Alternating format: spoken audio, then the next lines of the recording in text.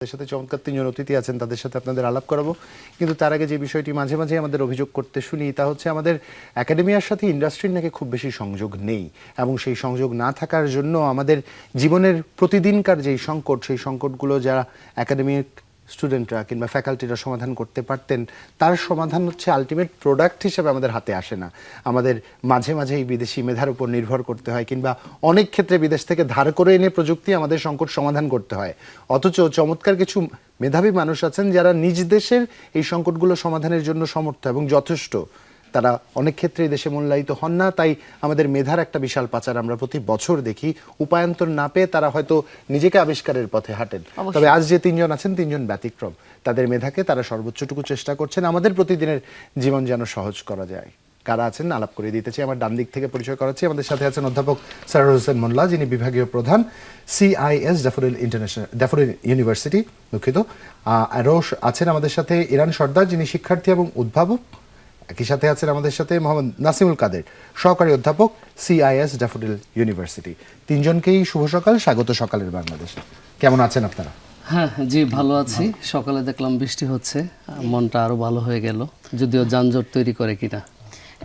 এইটা কিন্তু একটা ভয় থাকে না যে বৃষ্টি হওয়া মানে হচ্ছে যানজট। আগে বৃষ্টির মধ্যে যে রোমান্টিকতা আমরা খুঁজে পেতাম, সেটা এখন জলাবদ্ধতার মধ্যে কিন্তু আসলে আমরা খুঁজে সাঁতার কেটে কেটে খুঁজতে হবে, খুঁজতে হবে, সেটা বাদে দিচ্ছে। স্যার, এটা নিয়ে একটু আপনারা ভাববেন, যেহেতু আপনারা জীবনের প্রায়োগিক সংকটগুলো সমাধানের চেষ্টা করছেন। আপনারা দয়া করে এই ওয়াটার লগিং এবং আমাদের যে ট্রাফিকিং সিস্টেম, এটা নিয়ে কোনো একটা ভাবনার অনুরোধ থাকলো। তবে তার আগে একটু আপনাদের মাঝে একজন শিক্ষার্থী যিনি আছেন, তাকে আমি একটু বাড়তি করে ধন্যবাদ দিতে চাই। এর আগে কোভিডের সময় আমরা দেখেছিলাম you have done an amazing job.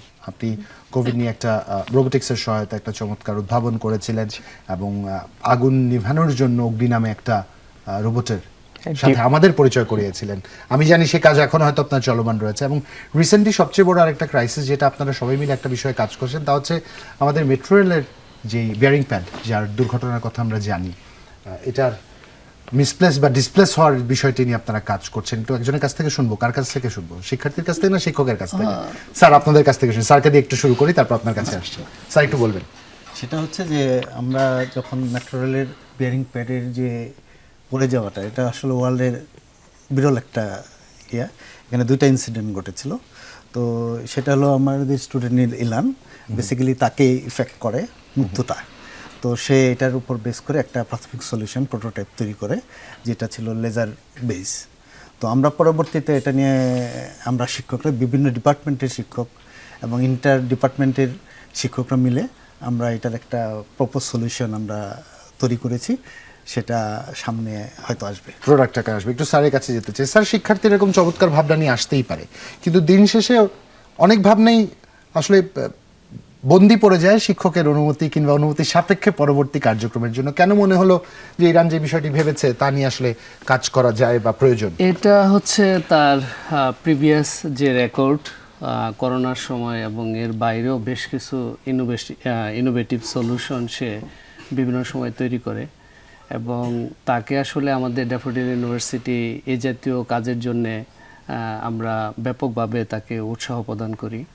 এবং যখনই সে এসে বলল যে এই ধরনের দুর্ঘটনা দেখে তার ব্যাপকভাবে মনে আলোড়ন সৃষ্টি করে, এবং আমরা সাথে সাথে আমাদের বিশ্ববিদ্যালয়ের, যেহেতু এটা একটা সমন্বিত সলিউশনের প্রয়োজন, এখানে আমাদের সিভিল ইঞ্জিনিয়ারিং বিভাগ, আমাদের ট্রিপলি বিভাগ, আমাদের CSE এবং আমাদের সর্বোপরি আমরা CIS ডিপার্টমেন্ট থেকে এই লিডটা নিচ্ছি, এবং একসাথে সবাই বসে এর যে সলিউশনটা কি হতে পারে সেটাকে আমরা একটা সুন্দর প্রোটোটাইপ আকারে যখন তৈরি করি, তখন এরই মধ্যে যেটা হয়েছে এ নিয়ে ব্যাপক আলোড়ন সৃষ্টি হওয়ার কারণে, বিভিন্ন রিপোর্টিং হওয়ার কারণে আমাদের আসলে মেট্রো রেল কর্তৃপক্ষ আমাদের সাথে ওনারা নিজে থেকেই যোগাযোগ করেন, এবং তারা আসলে খুবই কাইন্ড, এবং তারা আসলে আমরা যেটা শুনি, আমার কাছে এটা খুবই ভালোভাবে বলা দরকার যে তারা এত উদার, এবং তারা আমাদেরকে হেল্প করার জন্যে তারা যথেষ্ট সহযোগিতার কারণেই কিন্তু আমরা এটাকে একটা পর্যায়ে নিয়ে আসতে পেরেছি। এখনো কিন্তু এটা গবেষণা পর্যায়ে রয়েছে। আচ্ছা, আমরা একটু ইরানের কাছ থেকে আমি ইরানের কাছ থেকে জানতে চাই যে বাংলাদেশে তো আসলে অনেক সমস্যা, ঢাকা শহরে অনেক সমস্যা, স্পেশালি এই যে মেট্রো রেলের বিয়ারিংটা কেন মনে হলো যে না এটা নিয়ে আসলে কাজ করাটা দরকার? আচ্ছা, ফার্স্টে শুভ সকাল, আপনাকে ধন্যবাদ। আমি হচ্ছে এখনও স্টুডেন্ট, পড়াশোনা করতে যাচ্ছি। আর আমি চেষ্টা করতে যাচ্ছি যে পড়াশোনার পাশাপাশি যে আমাদের বাংলাদেশে যে বাস্তব সমস্যাগুলো হচ্ছে, এটা কিভাবে হচ্ছে আমরা আমাদের দেশীয় প্রযুক্তি ব্যবহার করে আমাদের আইডিয়াকে কাজে লাগিয়ে এটা আমরা সলভ করতে পারি। তাই রিসেন্টলি হচ্ছে আমি এরকম বেশ কিছু সমস্যার আমার আইডিয়া কাজে লাগিয়ে আর কি সলভ করার চেষ্টা করেছি। এর মধ্যে অন্যতম হচ্ছে মেট্রো রেলের যে বিষয়টা। পরবর্তীতে আমি আর কি মেট্রো রেলের এই প্রজেক্টটা আর কি আমার আইডিয়াটা একটা প্রোটোটাইপ আকারে আমি তৈরি করি। ইরান মানে করবার মতো অনেক কিছু আছে, হ্যাঁ। হ্যাঁ। যেমন Why- আমি why this? যেটা বলছিলাম যে যানজট একটা বিশাল সমস্যা, ওয়াটারলগিং একটা বিশাল সমস্যা। কেন মনে হলো মেট্রো রেল? কারণ কেন বলছি প্রসঙ্গটি, আমাদের হেভি সাইজ যে কনস্ট্রাকশনগুলো হচ্ছে, অন্তত আমাদের সামনে তা উপস্থাপন করা হচ্ছে উন্নয়নের যে চরম জোয়ারে আমরা projects ভাসছি, এ বাবা মেগা প্রোডাক্টসে দেখছি। ভাসছি, তা বিশ্বের সর্বোচ্চ প্রতিষ্ঠান আসলে করছে। এগুলোতে কোনো ফ্লস থাকার কোনো সুযোগ নেই। বাট দেন এগেন, বাস্তবতা আমরা সবাই জানি, রাজধানীর ব্যস্ততম এলাকা ফার্মগেটে যে অনাকাঙ্ক্ষিত পরিণতি এবং তাতে একটি পরিবার চিরতরে ভবিষ্যৎ কি বলবো, ভবিষ্যৎ অনিশ্চিত হয়ে গেছে, যাদের না আয়ক্ষম একমাত্র ব্যক্তি একদম, একদম। মৃত্যুবরণ করেছেন। এরকম অনাকাঙ্ক্ষিত মৃত্যু প্রথমত আমরা কেউই চাই না, এবং পরিবারের প্রতি সমবেদনা আমাদের পক্ষ থেকে। তবে হ্যাঁ, এরকম বাস্তবতা হয়েছে, এটা আমরা দেখেছি। আপনি একজন উদ্ভাবক হিসেবে আপনাকে কিভাবে বিষয়টি নাড়া দিল? কেন মনে হলো আপনার এটা নিয়ে আসলে কাজ করা উচিত? প্রথমে হচ্ছে যে আমাদের যে দুর্ঘটনা ঘটেছিল ফার্মগেটে, তখন এই দুর্ঘটনা ঘটার পর একজন পথচারী মারা যান, আবুল কালাম আজাদ নামে। যখন ওই লোকটা মারা যান, এটা তো হচ্ছে বিভিন্ন মিডিয়াতে রিপোর্ট করা হয়, তখন এই বিষয়টা আমার চোখে পড়ে। তখন আমারও খারাপ লাগে যে সে তো হচ্ছে একটা ফুটপাথ থেকে স্বাভাবিকভাবে হেঁটে যাচ্ছে, কিন্তু তার তো ওরকম মৃত্যু ওটা কখনোই আর কি কল্পনা করা যায় না। পরবর্তীতে আমার বিষয়টাও অনেক মানে ভাবায় যে আসলে এরকম একটা দুর্ঘটনা আসলে আমাদের এই ব্যস্ততম শহরে আসলে একটা মানে কি বলবো, স্থবিরতা নিয়ে হ্যাঁ। আসে, তাই না? একটু পরবর্তীতে আমি এটা নিয়ে ভাবতে থাকি। পরবর্তীতে আমার মাথায় একটা মানে চিন্তা ভাবনা আসে যে এটা কিভাবে হচ্ছে আমরা আমাদের দেশীয় প্রযুক্তি বা আমাদের আইডিয়াকে ব্যবহার করে এটা আমরা সলিউশন করতে পারি, আমরা জানি বাহিরের উপর নির্ভর না হই।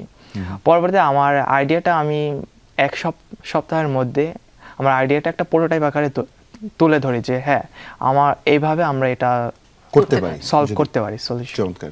এটাও দর্শকদের বলতে চাই এবং যারা কর্তা ব্যক্তি রয়েছেন তাদের বলতে চাই। আপনাদের অনেকেরই হয়তো আবুল কালাম আজাদের নামটা মনে নেই, না? ইরান চমৎকার করে আমাদের আজ চোখে আঙুল দিয়ে মনে করিয়ে দিল। সমাজ বাস্তবতা এরকম প্রতিদিন কিছু নামের জন্ম নেয়, শুধুমাত্র আমাদের অবহেলার কারণে, আমাদের দায়িত্বহীনতার কারণে, কিংবা কিছু ক্ষেত্রে হিউম্যান এররের কারণে, যা আপনারা অনুসন্ধানী প্রতিবেদনে লিখে দাখিল করেন, যেখানে কিছু একটা কনস্ট্রাকশন এরর ছিল, যেই জন্য এরকম বাস্তবতা হয়েছে। বাট দেন এগেন, আমাদের কাউকে না কাউকে কোনো না কোনোভাবে তো প্রভাবিত করে। ইরানকে প্রভাবিত করেছে, এরকম আর অনেককে প্রভাবিত করে, এবং প্রভাবের মাঝে কিন্তু অনেক সমস্যার সমাধান উঠে আসে। মেট্রো রেল কর্তৃপক্ষকে ধন্যবাদ, তারা সাদরে গ্রহণ করেছেন এবং সহায়তা করেছেন, যেটা আমরা সারোয়ার হোসেন মোল্লার কাছ থেকে শুনছিলাম। They were very cordial and humble to allow them to do the Exactly. research and take it forward. Test করার জন্য। অনেক ক্ষেত্রে হয় না, কিছু ক্ষেত্রে ভুল মেনে নিলে কিংবা কিছু ক্ষেত্রে শুধরে নেওয়ার সুযোগ যখন থাকে, শুধরে নিলে খুব বেশি কিন্তু ছোট হতে হয় না, বরঞ্চ আপনি ইন দ্য লং রান আপনার অবস্থানকে নিরাপদ করেন, আপনার ভবিষ্যৎকে আরো অনেক বেশি নিশ্চিত করেন। আজকে আমরা যে বিষয়টা নিয়ে কথা বলছি সেটা হচ্ছে এই অটোমেশন, এবং এই অটোমেশনের সাথে আসলে সেফটি নেটটা আমরা কিভাবে তৈরি করতে পারি। আমি যদি সরার হোসেন মোল্লা আপনার কাছে আমি প্রশ্নটা করি যে যখন ইরান এই ধরনের একটা প্রজেক্ট নিয়ে আসলো, এক সপ্তাহের মধ্যে একটা প্রোটোটাইপ দাঁড় করানো হলো, তারপর সেটাতে আমরা দেখলাম যে হ্যাঁ এটাতে কাজ করা সম্ভব, কিন্তু তার সাথে যেটা বিষয় আছে সেটা তো হচ্ছে একটা সরকারি প্রজেক্ট। এই সরকারি প্রজেক্টের সাথে এই পেটেন্টটাকে যদি আমরা যুক্ত করতে চাই, এইটার পারমিশনস বা এগুলোর চ্যালেঞ্জেসগুলো আসলে প্রথম ধাপে কি কি ছিল? আমরা আসলে এখানে যেহেতু মেট্রো রেল কর্তৃপক্ষ থেকেই আমরা আমন্ত্রণ পাই, এবং পরবর্তীতে তাদের সাথে আমাদের 3 দফা মিটিংয়ে পর্যন্ত হয়েছে, এবং ইনফর্মালি অনেক কথা হয়েছে। তো আসলে ওনারা মারাত্মকভাবে আন্তরিক আমাদেরকে এই কাজটাকে সহজভাবে সামনে এগিয়ে নিয়ে যাওয়ার জন্যে। তো ওখানে যে সকল তথ্য প্রয়োজন এবং ফিজিক্যালি যে দেখার ব্যবস্থা, এই ফার্ম গেট সহ বিভিন্ন এরিয়াতে আমরা উপরে উঠেছি। সেখানে এই সার্বিক সহযোগিতাগুলো মাঠ পর্যায়ে কাজ করার ক্ষেত্রে এগুলো ওনারা আমাদেরকে প্রদান করেছেন, এবং ইন্টারনাল যত রকমের প্যারামিটারগুলো রয়েছে সেগুলো ওনারা আমাদেরকে প্রোভাইড করেছেন। ফলে যেটা দেখা গেছে যে আমাদের প্যাটেন্ট তৈরি করার ক্ষেত্রে এবং আমাদের সলিউশনটা মোটামুটি একটা পর্যায়ে আনার জন্য যে সহযোগিতা সেগুলো আমরা পেয়েছি, এবং আমরা একটা টিম হিসাবে এখানে সিভিল, আপনার ট্রিপলি বিভাগ, আমাদের সিআইএস ডিপার্টমেন্ট সহ আমরা এই সমন্বিত সলিউশনটা তৈরি করতে পেরেছি। এখনো এটা আসলে আর&ডির মধ্যে দিয়ে যাচ্ছে। আসলে আমরা নাসিমুল কাদের আপনার কাছে যেতে চাই স্যার। খুব স্বাভাবিকভাবেই যে বিষয়টি হয় যখন আমরা কোনো একটা প্রকল্প নিয়ে কাজ করি বা প্রজেক্ট নিয়ে কাজ করি, প্রথম প্রতিবন্ধকতা থাকে আসলে কিছু মানুষের জন্য তার চ্যালেঞ্জ হয়ে যায়, তারা থামাবার চেষ্টা করেন, কিছু মানুষ ডিসকারেজ করেন। আপনারা চমৎকার সৌভাগ্যবান, মেট্রো রেল কর্তৃপক্ষ এখানে প্রচণ্ড আন্তরিকতার সাথে কাজ করেছেন। কেনই বা করবেন না? কারণ খোদ রাজধানীর উপর মৃত্যু উপত্যকা এরকম আমাদের মাথার উপর দিয়ে যাচ্ছে, যে কোনো সময় যে কোনো জায়গায় এরকম ঘটনা ঘটতে পারে। যদিও স্যার অফেয়ার এক বলছেন এটা একটা বিরল ঘটনা, বিশ্বে এর আগে দুবার হয়েছে। শেষ হয়েছিল সদ্য 10-15 বছর আগে স্যার, রাইট? ভিয়েতনামে একটা ঘটনা, আর নিউ ইয়র্কে যেটা হয়েছে সেটা তো অন্তত 50 বছর আগে, বহু আগে। স্যার, এই বাস্তবতায় নিয়ে আমাদের মেট্রো রেল যাত্রা করার প্রথম 10 বছরের মধ্যেই একটা এমন ডিজাস্টারাস সিচুয়েশন হলো। ইরান না হয় প্রকল্পটা নিয়ে এসছে, আপনারা তো ফিজিবিলিটি বোঝেন বা বাস্তবতা বোঝেন। অ্যাসেসমেন্টটা কি ছিল আপনাদের প্রাথমিক অ্যাসেসমেন্ট? আমাদের প্রাথমিক অ্যাসেসমেন্ট ছিল আসলে এখানে যেটা হচ্ছে যে ডেফিনেটলি যে ইয়াটা আছে, প্যাডটা আছে, বেয়ারিং প্যাডটা মুভ করছে। তো আমাদের প্রথম ব্যারোমিটারটা ছিল যে এটা মুভটা হলে কতটুকু হচ্ছে সেটাকে আইডেন্টিফাই করা, এটাই ছিল প্রথম। সো আমরা এখানে বিভিন্ন টাইপের সেন্সরগুলো নিয়েছি, যেমন ইরান ছিল লেজার দিয়ে, আমরা রাডার সেন্সর ইউজ করেছি, আমরা এলবিডি সেন্সর ইউজ করেছি, হ্যাঁ, আরএফআই সেন্সর ইউজ করেছি, করে দেখার চেষ্টা করছি, এবং ভিশন ক্যামেরা দিয়েও দেখেছি। তো আমরা কোনটা বেশি এফিশিয়েন্ট হয়, এগুলো আমরা চিন্তা করেছি। সর্বশেষ আমরা যেটা এলবিটি সেন্সর দিয়ে কাজ করব এরকম একটা আমরা চিন্তা করছি।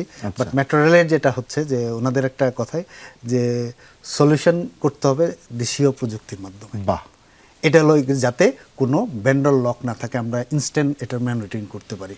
আর আরেকটা জিনিস হচ্ছে যে এখানে আরো মেকানিক্যাল সলিউশন হতে পারে, আমি কেস দিয়ে আটকাই দেবো। এই একটা জায়গায় কেন ভেন্ডর ওনারা ওপেন রাখতে চাইলেন? কারণ কনস্ট্রাকশনের জন্য তো they have committed for a long run and মেইনটেনেন্সের জন্য। আমাদের দেশীয় উদ্ভাবন কেন এরকম লক করে দেওয়া হলো? কারণটা কি? এখানে আমি কৌতূহলী স্যার, হয়তো এটা অন্য কোনো কারণ থাকতে পারে। খুব অবাক লেগেছে, এখানে ভিন্ন পরিবেশ, মেট্রো রেলে আমরা ভিন্ন পরিবেশ পেয়েছি। ওখানে আমাদের যারা মেইনটেনেন্সের যে ডাইরেক্টর মহোদয় আছেন, উনি মূলত ইউএসএ তে দীর্ঘদিন ছিলেন, অনেক লম্বা সময় ছিলেন, আমরা জেনেছি। এবং উনি আমাদেরকে মূল মিটিং এর পরে আলাদাভাবে আমাদেরকে ডেকে আমাদের সাথে কথা বলেছেন যে আমরা ভেন্ডর লকিং চাই না, আমরা চাই ওপেন, আমরা দেশীয় মানুষ, আমরা আমাদের সলিউশন তৈরি করব। তো এলবিডিটি যে সেন্সরটা, এটা হচ্ছে সারা দুনিয়াতে আপনার এই সিভিল ইঞ্জিনিয়ারিং ওয়ার্কের জন্য বিখ্যাত। তো ওই জায়গা থেকে সরা যাবে না, আমরা ওই স্ট্যান্ডার্ডটা আমাদের রাখতে হবে। কিন্তু পরবর্তীতে এর সাথে ইনস্টলেশন থেকে শুরু করে আরও কিছু মেকানিজম আছে, সেগুলো আমরা করব আমাদের মতো করে, এবং ওইটাও আমরা ওপেন রাখবো যাতে করে যখন তখন আমরা দ্রুত সেগুলো ব্যবহারের জন্য আনতে পারি সহজে। বাহ, একটু ইরানের কাছে যেতে চাই। ইরান ভাবলাম আমি, তারপর এটা কারেকশন হতে শুরু করলো, মানে ফিজিক্যাল রূপ নেওয়ার আগ পর্যন্ত অনেকগুলো ফিল্টার প্রসেসের মধ্যে দিয়ে গেল। অ্যাজ এন ইনভেন্টর বা অ্যাজ এন কি বলবো, মানে রিসার্চার, এটা কি কোনোভাবে প্রতিবন্ধকতা তৈরি করে কিনা, বা এটাকে ওপেন ওয়েলকাম জানানোর মতো মাইন্ডসেটটা রিসার্চারদের মধ্যে আছে কিনা, বা তরুণ রিসার্চারের মধ্যে আছে কিনা? আচ্ছা, ফার্স্টে হচ্ছে আমরা যেহেতু টেকনোলজি নিয়ে কাজ করতেছি, একজন তরুণ উদ্ভাবক, আমাদের বাংলাদেশে এরকম অসংখ্য তরুণ উদ্ভাবক আছে যারা দেশের জন্য কিছু করতে চাচ্ছে। তাই একটা সময় দেখা যাচ্ছে যে আমাদের দেশে যারা তরুণ উদ্ভাবক আছে তারা ওরকম মানে সুযোগটা পাচ্ছে না। হ্যাঁ, সে একটা তার আইডিয়া আসলো যে হ্যাঁ এটা সলভ করা দরকার, মানে কিন্তু এটা বাস্তব ক্ষেত্রে সে প্রয়োগ করতে পারছে না, এরকম একটা সমস্যা চলে আসতেছে।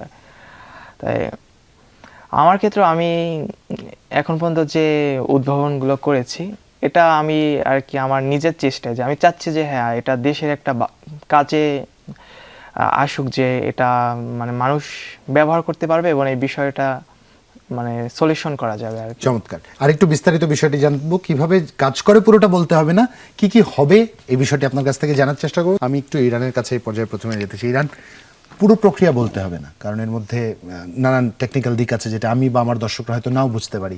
স্বাভাবিকভাবে কি কাজ করবে, কিভাবে কাজ করবে একটু শুনতে চাই।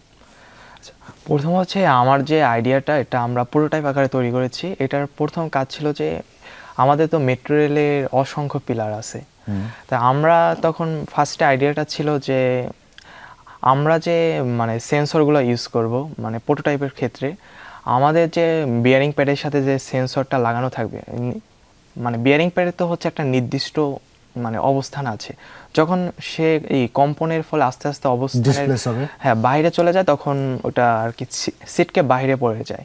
তাই তখন আমার একটা আইডিয়া আসলো যে ওর যে নির্দিষ্ট একটা অবস্থান আছে আর কি, ওই অবস্থানে যখন ওর স্বাভাবিক অবস্থান থেকে হালকা সরে আসবে, তখন ও হচ্ছে একটা কন্ট্রোল রুমে ও সেন্সর, মানে আমরা লেজার সেন্সর ইউজ করেছি প্রোটোটাইপ হিসাবে, তখন ও স্বাভাবিক অবস্থান থেকে যখন সামান্য পরিমাণ বাইরে চলে আসবে, তখন হচ্ছে ও কন্ট্রোল রুমে হচ্ছে একটা অ্যালার্ম দেবে এবং একটা মনিটরিং মানে ডিসপ্লেতে আর কি একটা পিলার নাম্বার শো করবে যে আমার কত নাম্বার পিলার ফল্ট হয়েছে বা বিয়ারিং প্যাড সরে গেছে। তখন হচ্ছে মেট্রো রেল কর্তৃপক্ষ দূরত্ব এই এটা একটু জানি solve করতে কোনো পারে। টলারেন্স লেভেল আছে কিনা যে কতটুকু ডিসপ্লেসমেন্ট আমি মেনে নিব, কারণ ফ্রিকোয়েন্সির কারণে একটা ডিসপ্লেসমেন্ট হবে, এটা খুব স্বাভাবিক বিষয়, যেহেতু সে এনার্জি অ্যাবজর্ব করছে কিছুটা এবং কিছুটা করে ড্যাম্পিং করছে সেই ভাইব্রেশনটাকে, তাই না? টলারেন্স কোনো ফ্যাক্টর এখানে হ্যাঁ অবশ্যই আছে। Consider করা আমরা হয়েছে কিনা? যেহেতু হচ্ছে প্রোটোটাইপ আমরা ওরকম ডিস্টেন্স এখনো করি না, যখন আমরা এটা বাস্তব ক্ষেত্রে ব্যবহার করব তখন হচ্ছে আমরা ওই বুঝতে পেরেছি। আমি একটু নাসিম কাদের measurement স্যারের কাছে যেতে চাই। স্যার, আমরা ইঞ্জিনিয়ারিং এর টলারেন্স লেভেল বলে একটা বিষয়ের কথা জানি, যে কতটুকু আমি ধরে নিব এটা স্বাভাবিক প্রক্রিয়ায় ভাইব্রেশন অ্যাবজর্পশনের কারণে এটা ডিসপ্লেসমেন্টটুকু হচ্ছে, এরকম কোনো প্রিভিয়াস ডেটা ছিল কিনা, কিংবা এখন যখন কাজ করছেন যদি জিরো থেকে শুরু করেন? Actually যেটা হচ্ছে যে মেইনলি আমরা জিরো থেকে শুরু করেছি। আচ্ছা। এটা হলো যে মেট্রো রেল কর্তৃপক্ষ এবং আমাদের যৌথ টিম কাজ করে এই টলারেন্স লেভেলটা আমাকে ডিফাইন করতে হবে। আচ্ছা। যে কতটুকু নড়লে আমি অ্যালার্ম জেনারেট করব, কতটুকু হলে একটা স্টপ বা ডেঞ্জার লেভেল যাবে সেটা।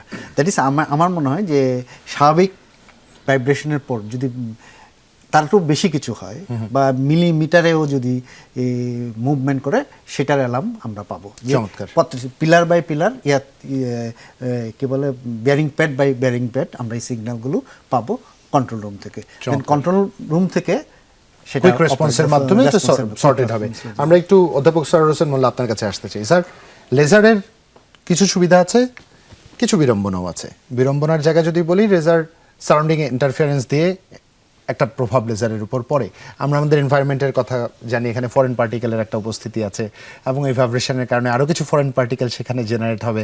আপনি যেহেতু এআই নিয়ে কাজ করার একটা অভিজ্ঞতা আছে, এটার মার্জ নিশ্চয়ই এই প্রজেক্টে হয়েছে।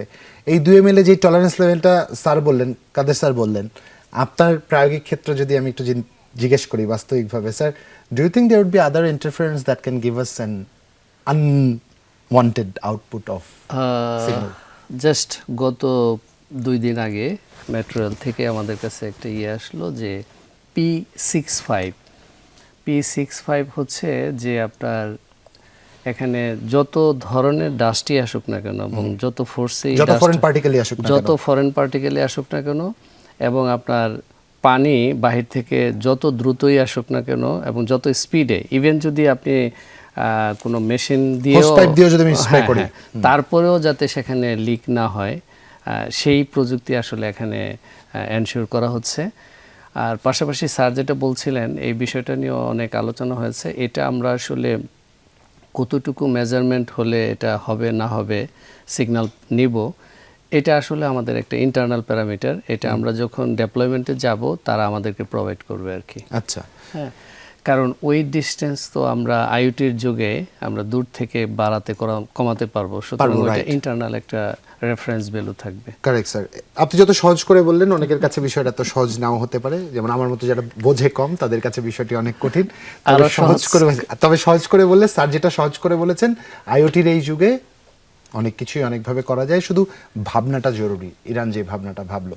স্যার, এবার একটু বর্তমানে আসি, এরকম নানান ক্রাইসিস নানান জায়গায় আছে আমাদের ডে টু ডে লাইফে। ড্যাফোডিল চমৎকারভাবে একজন তরুণকে উৎসাহিত করেছে এভাবে ভাববার জন্য এবং সেই ভাবনাকে একটা এন্ড প্রোডাক্টের দিকে নিয়ে যাওয়ার জন্য। আপনাদের পাইপলাইনে এরকম আর কি রিসার্চ হচ্ছে, কি আছে যা হয়তো আমাদের জীবনকে আরো সহজ করবে? আমাদের পাইপলাইনে এই মুহূর্তে আমরা নিজেরা আপনার এআই প্রফেসর তৈরি করেছি। এটা আসলে এআই টিচার, আমি উপস্থাপিকা জানলাম যে উনি নিজেও শিক্ষক। তো এআই প্রফেসরের কাজ হচ্ছে আপনার একজন শিক্ষক আরও এফিশিয়েন্টলি ছাত্রদের কাছে রিচ করতে পারবে এবং ছাত্রর এঙ্গেজমেন্ট অনেক বাড়াবে। আমি যদি বলি যে একজন ছাত্র কিন্তু এখন চ্যাটজিপিটি থেকে শুরু করে সব জায়গায় কিন্তু সে তার রিসোর্সগুলো নিচ্ছে। স্ট্যাটিক একজন শিক্ষক শুধু আমরা স্লাইড দিব তার উপর নির্ভর করছে না। তো আমরা এই এআই প্রফেসরে যদি একজন ছাত্র এনরোলড হয় তাহলে কিন্তু সে যত ধরনের রিসোর্স সে চাইবে সব ধরনের রিসোর্স সে ওখান থেকে নিতে পারবে এবং একজন শিক্ষককে অনলাইন শিক্ষককে সে 24/7 সেই গিভেন রিসোর্সের উপর সে কোশ্চেন আস্ক করতে পারবে। এবং এখানে পডকাস্টেরও ব্যবস্থা আছে, সেখানে অটো প্রেজেন্টেশন। আবার শিক্ষকের দিক থেকে যদি বলি তাহলে সেই শিক্ষকের কিন্তু আপনার অটো কুইজ জেনারেট করা যাবে, অ্যাসাইনমেন্ট জেনারেট করা যাবে। এর ফলে যেটা হচ্ছে ছাত্র শিক্ষকের সমস্ত ডাটা থেকে যাচ্ছে এবং একজন ছাত্র আপনার যেই রিসোর্সগুলো ব্যবহার করে তার রেজাল্ট কেমন হচ্ছে, যে করছে না তার রেজাল্ট কেমন হচ্ছে, এটা ড্রপ আউটের ক্ষেত্রে এবং পার্সোনালাইজ লার্নিং এনশিওর করার ক্ষেত্রে গুরুত্বপূর্ণ ভূমিকা পালন করবে। আমাদের বিশ্ববিদ্যালয়ে এটা আমরা পাইলটিং হিসেবে ড্যাফোডিল ইউনিভার্সিটি ইউজ করছি। আরও 3টা স্কুল এবং কলেজে এটা আমরা দিয়েছি, তারা ব্যবহার করছে। তারা অবশ্য পেইড 7টা, আচ্ছা 7টা স্কুল এবং কলেজে এটা ব্যবহার হচ্ছে। আমরা এটা জাস্ট গত সপ্তাহে আপনার আইসিটি ডিভিশন জাইকা মিলে একটি এআই অ্যানাবল বাংলাদেশ করার জন্য একটা পলিসি রাউন্ড টেবিল হয়, সেখানে আমি আমন্ত্রিত ছিলাম। সেখানে আমি বলেছি যে সব ক্ষেত্রে সহযোগিতা না, অনেক ক্ষেত্রে হচ্ছে এটা বাস্তবায়নের জন্য যে পাইলটিং স্পেস প্রয়োজন সেটা করা দরকার। কারণ আপনারা জানেন যে মেট্রিক ইন্টারের দিকে আমাদের এসএসসি থেকে এসএসসিতে যাওয়ার ক্ষেত্রে অনেক ড্রপ আউট আছে। তো এই জায়গাটাতে আমরা বলতে চাই যে ড্রপ আউটের ক্ষেত্রে এখানে খুব গুরুত্বপূর্ণ ভূমিকা পালন করবে ড্রপ আউট কমানোর ক্ষেত্রে। এখানে শিক্ষা মন্ত্রণালয়ে আমরা বলতে চাই, আমরা ওখানেও বলেছি যে এই ধরনের সলিউশন এখানে আমরা যদি এটা পাইলটিং পর্যায়ে করতে পারি অন্তত ঢাকা বিভাগে বা যে কোনো একটা গ্রাম অন্যদিকেও, তাহলে দেখা যাবে যে আপনার এটা ড্রপ আউটের ক্ষেত্রে রেটটা অনেক কমিয়ে আনবে, রেটটা কমানোর ক্ষেত্রে প্রভাবক হিসেবে কাজ করবে। চমৎকার। একটু ইরানের কাছ থেকে আমরা শুনি ওর কি ভাবছে উনি। ইরানের কাছ থেকে জানতে চাই যে এরকম তো অনেক সমস্যা আমরা চারপাশে দেখছি, এটা আমি প্রথমে বলেছিলাম। নেক্সট কি নিয়ে ভাবছি, পাইপলাইনে অন্য কিছু আছে কিনা কাজ করতে চাই।